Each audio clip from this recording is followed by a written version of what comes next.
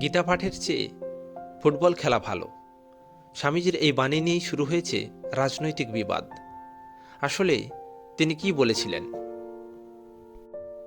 পরাধীন ভারতে একথা বলেছিলেন স্বামী বিবেকানন্দ, যে কথার সারমর্ম বুঝতে গেলে পুরোটা জানতে হবে। স্বামীজি আক্ষেপ করেছিলেন আলস্য ও শারীরিক দুর্বলতার জন্য ভারতের যুব সমাজ এগোতে পারছে না। তিনি বলেছিলেন, দুর্বল মস্তিষ্ক কিছুই করতে পারে না, আমাদিগকে সবল মস্তিষ্ক হইতে হইবে। আমাদের যুবকগণকে প্রথমত সবল হইতে হইবে, ধর্ম পরে আসিবে। হে আমার যুবক বন্ধুগণ, তোমরা সবল হও। গীতাপাঠ অপেক্ষা ফুটবল খেলিলে তোমরা স্বর্গের আরও নিকটবর্তী হইবে। এবার ব্যাখ্যা জানুন। তিনি ব্যাখ্যা দিলেন, আমি জানি সমস্যা কি, কাঁটা কোথায় বিঁধিতেছে। তোমাদের শরীর একটু শক্ত হইলে তোমরা গীতা আরও ভালো বুঝবে।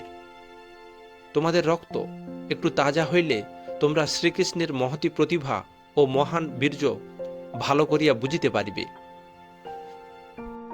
যখন তোমাদের শরীর তোমাদের পায়ের ওপর দৃঢ়ভাবে দণ্ডায়মান হইবে, যখন তোমরা নিজেদের মানুষ বলিয়া অনুভব করিবে, তখনই তোমরা উপনিষদ ও আত্মার মহিমা ভালো করিয়া বুঝিবে। অর্থাৎ গীতা পড়তে বারণ করেননি, বরং স্বামীজি বলেছেন গীতা ও উপনিষদকে বুঝতে গেলে সবল হতে হবে। দুর্বল মস্তিষ্ক থাকলে আত্মস্থ করা যাবে না।